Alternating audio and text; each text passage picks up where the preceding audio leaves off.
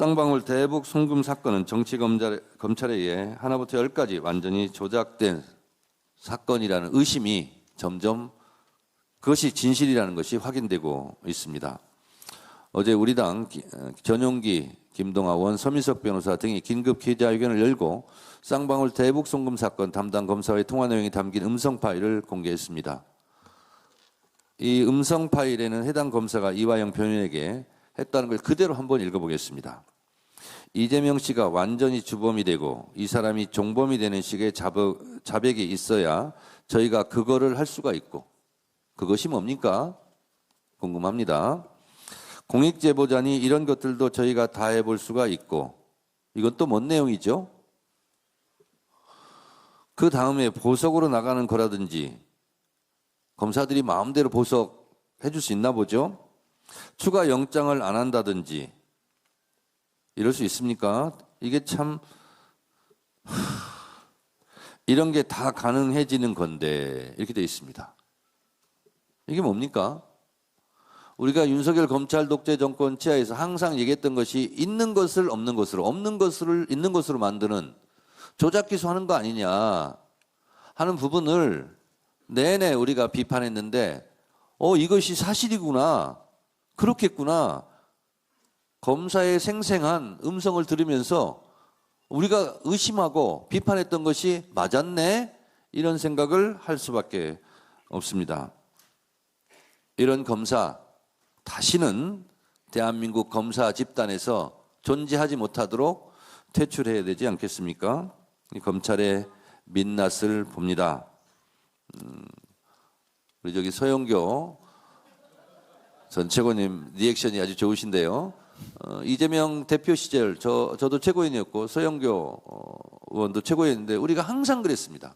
윤석열 검찰 독재 정권의 야당 탄압 정적 죽이기, 이재명 죽이기, 이거에 대해서 우리가 3년 내내 싸워오지 않았습니까? 근데 우리가 그때 제대로 맥을 짚었구나 하는 것을 이번 검사의 녹취를 보면서 새삼 느끼게 되고 더 큰 분노를 느낍니다. 영상 준비가 된 것 같은데요. 제가 할 말은 더 많으나 마이크를 한병도 원내대표께 넘기도록 하겠습니다. 예. 먼저 동영상 준비됐으면 좀 한번 들어볼까요? 동영상 들어주십시오. 그 이재명 씨가 완전히 주범이 되고 이 사람이 종범이 되는 식의 자백이 있어야 저희가 그거를 할 수가 있고, 이재명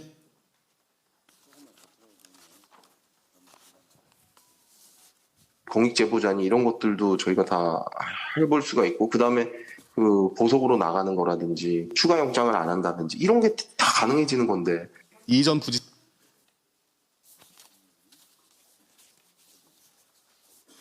예, 됐나요? 하나 더. 예. 잘 들으셨죠? 어제 아마 밤에 그 뉴스를 통해서 여기 계신 모든 분들이 들으면서 정말 귀를 의심할 수밖에 없는 사건이 터졌습니다. 바로 이재명이 주범해야 한다는 검찰의 조작 시나리오가 드러난 것입니다. 쌍방울 대북 송금 사건은 윤석열 정치검찰이 이재명 죽이기라는 목표를 정해놓고 허위 진술을 강요한 사건입니다. 대북 송금 담당 박상용 검사가 이재명 대통령을 직접 거론하며 형량 거래를 시도한 전화 녹취가 공개됐습니다. 2023년 6월 박 검사는 피의자 변호인과의 통화에서 이재명 씨가 완전히 주범이 되는 식의 자백이 있어야 저희가 그거를 할 수 있다며 노골적으로 진술 방향을 지시했습니다. 보석 석방, 추가 영장 미청구, 공익제보자 지위 보장을 미끼로 던졌습니다.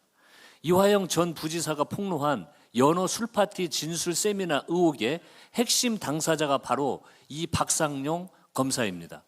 이제 와서 정당한 수사 협의라는 궤변을 늘어놓고 있습니다. 대한민국 형사법 어디에 검사가 피의자와 형량을 거래하도록 되어 있단 말입니까? 더욱이 박 검사가 자기 혼자 한 일이 아니라며 오히려 큰 소리 치고 있습니다.